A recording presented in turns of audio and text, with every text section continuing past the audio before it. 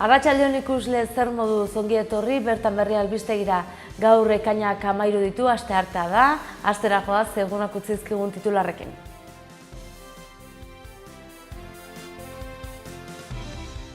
Sakabanaketa eta urruntze politika hiltzaia amaitzeko eta egin beharreko egiteko eskatu diote euskal presoek Uxue Barkos Nafarroako lehendakariari. Nafarroako parlamentuak amnistia fiskala eta haren efektuak baliogabetzeko eskatu du. Klima aldaketaren ibilbide orriaren zirriborroa aurkeztu du Nafarroako gobernuak. Libre utzi dute Taxoareko moto istripuaren ustezko arduraduna komisaldegian ordu batzuk atxilotua egon ondoren. Nafarroako auzitegiak 10 urteko kartzela zigorra ezarri dio gizon bati 13 urteko neska bati sexu gehiegikeriak egiteagatik.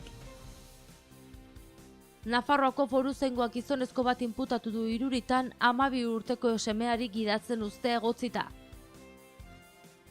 Nafarroako ingurumen eta sozioekonomia ereduak aldaketa behar duela aldarrikatu dute hainbat eragilek. Osasunak ez du jada zorrik Nafarroako ogasunarekin aldebiak ados jarri baitira. Birziklatutako elementuekin egindako jolas parke berri izango dute umeek Sanferminetan birjolastu izena jarri diote. Astearte honetako albisteekin hasteko, sakabanaketa eta urruntze politika hiltzailea amaitzeko eta egin beharrekoa egiteko eskatu diote euskal presoek Uxue Barkos Nafarroako presidenteari. Euskal preso politikoek gutuna bidali dizkiete norbelak berea Uxue Barkos Nafarroako presidenteari, Iñigo Urkullu lehendakariari eta EAJari sakabanaketa amaitadin alduten guztia egiteko eskatzen bizi duten sufrimendu egoera amaitzeko alegia. Gutunean presoek zein kartzelan dauden deserriratuta eta familiek egin behar dituzten kilometroak eta gastatu behar duten dirua azaltzen dute. 3 hamarkada indarrean dagoen sakabanaketa eta deserriratze politika PSOEren gobernuak jarri zuela eta EAJaren babes osoa eta laguntza zehatza izan zuela adierazi dute. Gaineratu dutenez, gaur egun PPren gobernuak uko egiten dio euskal presoak Euskal Herrira ekartzeari eta ez dio amaiera eman nahi senideak eta lagunak zigortzen dituen politika hiltzaile horri. Hori dela eta Uxue Barkosez gain Iñigo Urkullu eta EAJari zuzentzen zaizkie. Hauek duten ardura mailarekin sufrimendu egoera honekin amai dadin egin beharreko egiteko eskatuz. Amnistia fiskala eta haren efektuak baliogabetzeko eskatu du Nafarroako parlamentuak, adibidez ogasunak, amnistia fiskala medio jasogabe dituen 2.800 milioi euroak berreskuratzeko eskatu dute laukoak eta PSNek. Amnistia fiskala baliogabetu du auzitegi konstituzionalak neurriak, baina eragin gutxi dauzka praktikan eta horregatik deklarazioa onartu du Nafarroako parlamentuak. Neurria inkonstituzionala denez gero, haren efektuak ere baliogabetu ditzan. Pontu horren alde egin dute gobernua sostengatzen duten lau indarrek. Era berean, ogasunak alduen guztia egin dezan lerratu dira. Kasu horretan alde azaldu dira gobernua sostengatzen duten lau aldeak, bai eta PSN ere. Amnistia fiskala medio jaso ez dituzten 2.800 milioi euroak berreskuratzeko bide instituzional guztiak agortzeko eskatu diote ogasunari. Nafarroako gobernuak bertzalde klima aldaketaren ibilbide orriaren zirriborroa aurkeztu du. Nafarroako gobernuak klima aldaketaren ibilbide orriaren zirriborroa egin du, zeharkako tresna bada eta horri esker foru gobernuak eta gizarteak neurriak hartuko dituzte realitate horretara egokitzeko. Kliman espero diren eraginak doituz, azken finean eraginak arintzea eta berotegi efektuko gasen igorpen iturriak murriztea da helburu. Landa garapeneko, toki administrazioko eta ingurumeneko kontseilari Isabel Elizaldek agiri hori aurkeztu du. Xede horrekin gobernuak klima aldaketako politika koordinatzeko departamentu arteko batzorde bat sortu du. Elizaldek nabarmendu du Nafarroak klima aldaketaren aurkako borrokaren abanguardian kokatu behar duela, premiazkoa eta garrantzitsua baita gure komunitatean eta munduan aurre egin beharko diogun ingurumen erronkari ekitea. Elizalde klima aldaketak naturan, gure osasunan, airearen kalitatean, nekazaritzan, biodibertsitatean, espezie inbaditzaileetan, ibaian temperaturan, uraren kalitatean eta ekonomian ere eragiten duela azpimarratu du. Informazio ekitaldi horretan, ingurumen eta lurralde antolamenduko zuzendari nagusi Eba Garziak ere parte hartu du. Klima aldaketaren ibilbide horriaren zirriborroak Nafarroan urte hauetan Nafarroako gobernuak konpromiso hartutako igorpenen murrizketaren helburuak lortzeko abian jarriko dituen sailak jarduera ildoak eta neurriak deskribatzen ditu.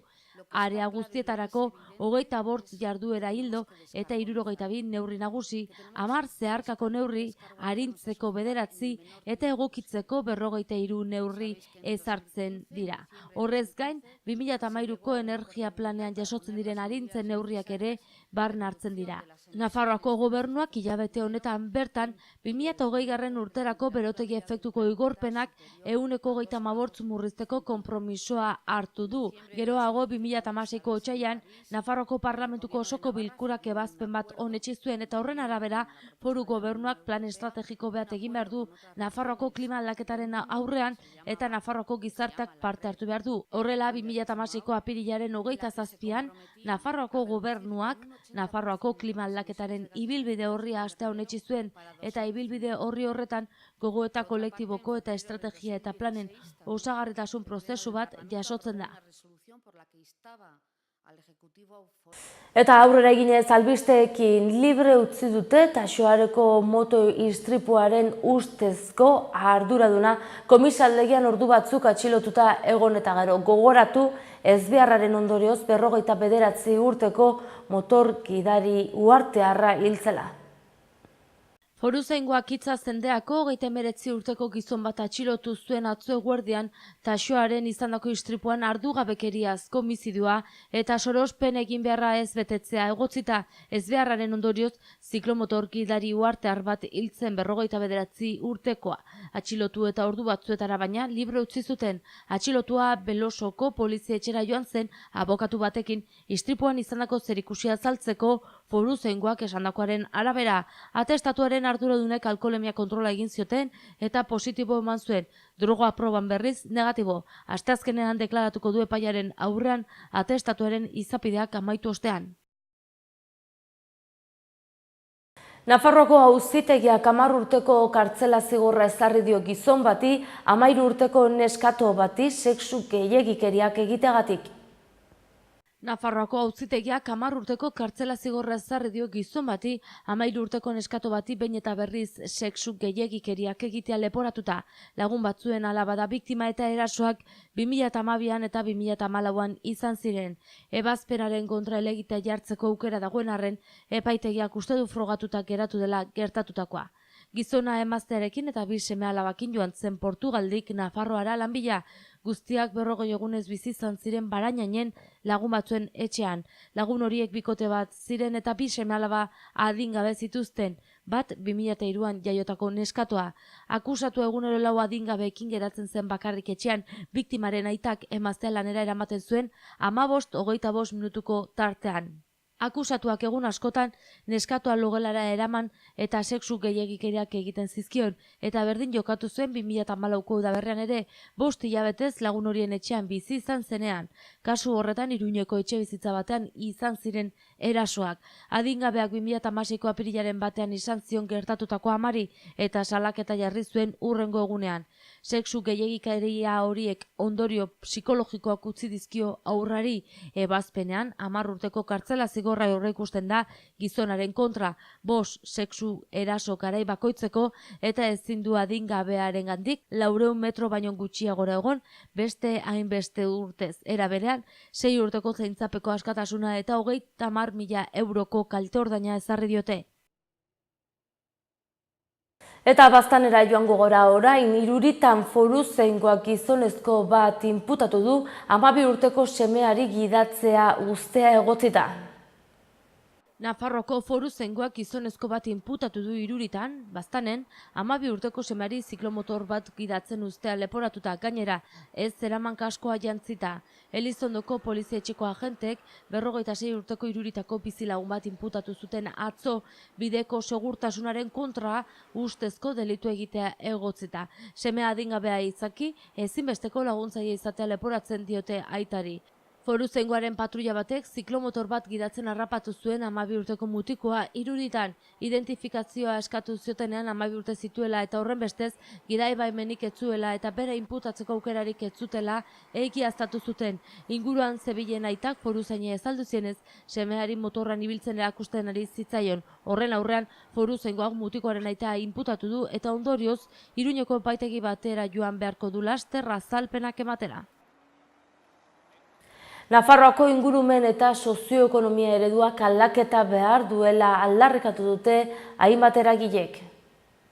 Lab, ELA, CGT, AHT gelditu elkarlana, Ekologista Martxan Fundazioa eta Sustrai Erakuntza Nafarroako gobernuak lurralde antolaketan eta bertako garapen sozioekonomikoaren arloan hartutako norabidean kontra azaldu dira kapitalaren logikari eta beronen zerbitzura dagoen kasisismoari jarraitzen diolakoan. Horren adibide dira, sinatzaileen esanetan, abiadura handiko trenarekiko, arostegiarekiko eta goi tentsioarekiko jarrera. 12 puntu bildu ditu manifestazioak, 12 eskari, alegia, ingurumenari dagozkion gaien inguruko informazioa eta parte hartze soziala, higiezinen espekulazioa bukatzea, energia kontsumoa murriztea, makroegituren eraikuntza amaitzea, hondakinen kudeak eta arduratsua, kontsumo mailari mugak jartzea, uraren kultura berria, ondare kulturala zaintzea, nekazaritza tradizionala bultzatzea, komunalaren defentsa eta babestutako espezie eta espazioak zaintzeko konpromiso irmo eskatu dituzte.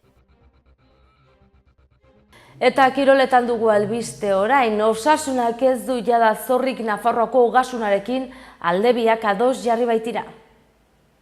Osasunak ez du jada zorrik Nafarroako ogasunarekin aldebiak ados jarri baitira. Klubak onartu du 5,8 milioi euroko zorra duela oraindik, baina kopuru hori orain aste batzuk kitatu zuenez, interesak ordaintzea falta du bakarrik, alegia 1,2 milioi euro.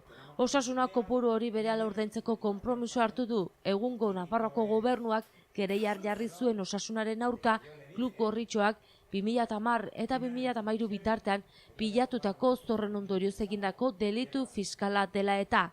Egindako akordioari esker kitatuta geratuko da zorra. Delitua, Patxi Izko eta Miguel Artxankoren agintaldietan egindakoa da, Nafarroako gobernua UPN-ek idatzen zuen garaikoa.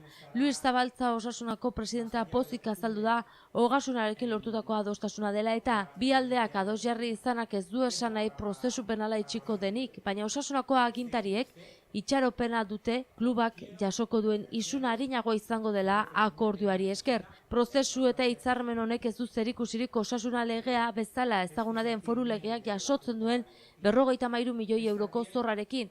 Zor hori osorik denboraldi honetan kiktatu du Osasunak. Eta astearte honetako albisteekin bukatzeko, birziklatutako elementuekin egindako jolasparke berri izango dute umeek San Ferminetan. Birjolastu izena jarri diote antolatzaileek. Aurre jolaserako eremu berria izango dute 2017ko San Ferminetan Takonera parkean.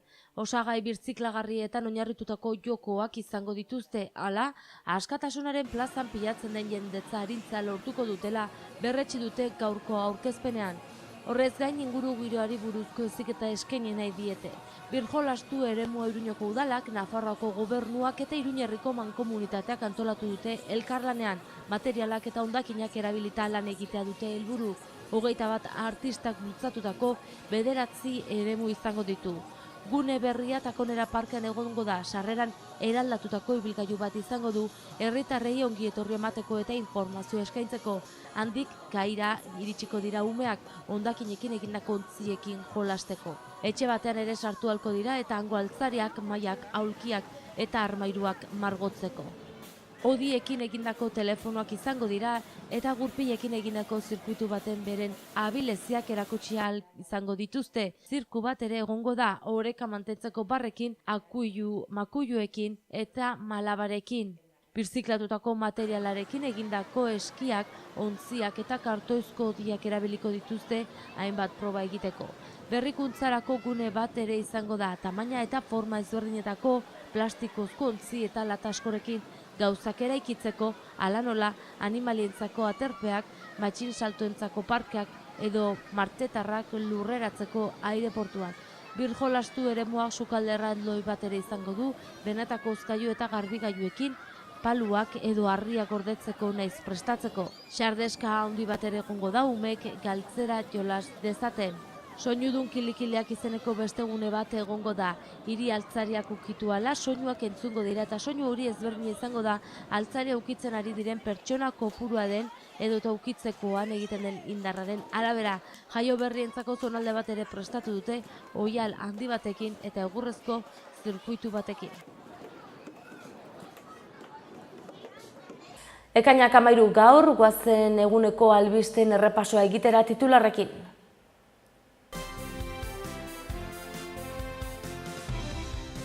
Sakabanaketa eta urruntze politika hiltzaia amaitzeko eta egin beharreko egiteko eskatu diote euskal presoek Uxue Barkos Nafarroako lehendakariari. Nafarroako parlamentuak amnistia fiskala eta haren efektuak baliogabetzeko eskatu du. Klima aldaketaren ibilbide horriaren zirriborroa aurkeztu du Nafarroako gobernuak. Libre utzi dute Taxoareko moto istripuaren ustezko arduraduna komisaldegian ordu batzuk atxilotua egon ondoren. Nafarroako auzitegiak 10 urteko kartzela zigorra ezarri dio gizon bati 13 urteko neska bati sexu gehiegikeriak egiteagatik. Nafarroako foruzaingoak gizonezko bat inputatu du Iruritan 12 urteko semeari gidatzen uste egotzita. Nafarroako ingurumen eta sozioekonomia ereduak aldaketa behar duela aldarrikatu dute hainbat eragilek. Osasunak ez du jada zorrik Nafarroako ogasunarekin aldebiak ados jarri baitira. Birziklatutako elementuekin egindako jolas parke berri izango dute umeek Sanferminetan birjolastu izena jarri diote. Eta bertzerik ez gaurkoz, mila esker zuen arretagatik eta arratsalde ona izan. Bihar ordu berean itzuliko gara, arratsaldeko 3 antzinera. Aio!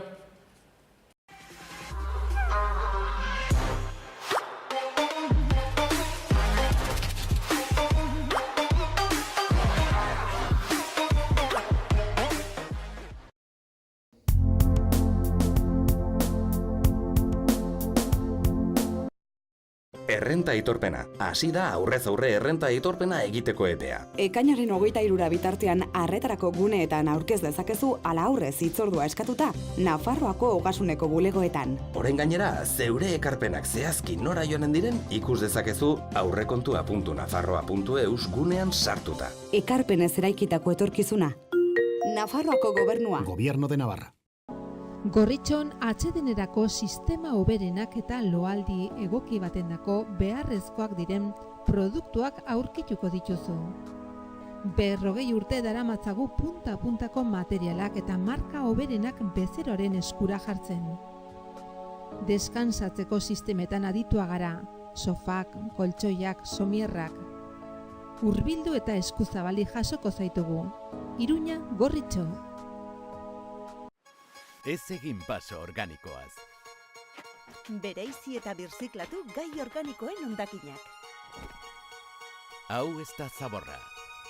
Biziak baizik. Ongarria eta energia baizik. Gai organikoen hondakinak birziklatuz, energia aurrezten dugu eta ongarri kimikoen erabilera gutxitzen duzu. Gipuzkoako Tolosaldean, Leaburu herrian, inguru aldapatsu bezain politean kokatua dago Mahala baserria. Bertan ekoiztu eta elaboratzen dira hainbat esneki eta txerriki, hasi gazta eta jogurretatik eta txorizo eta urdaiazpiko onduetaraino. Baserritik bezeroaren ganaino zuzenean iristen dira produktuak, modu naturalean eginak dira. Beraz benetan, produktu osasuntsuak konsumitzeko aukera ematen du Mahalak. eta goxo-goxoa gainera. Jan Baserritik. Gure lurreko larre gozotik, nator zuzenean. Zuretzat esneki bihurturik modu naturalenean.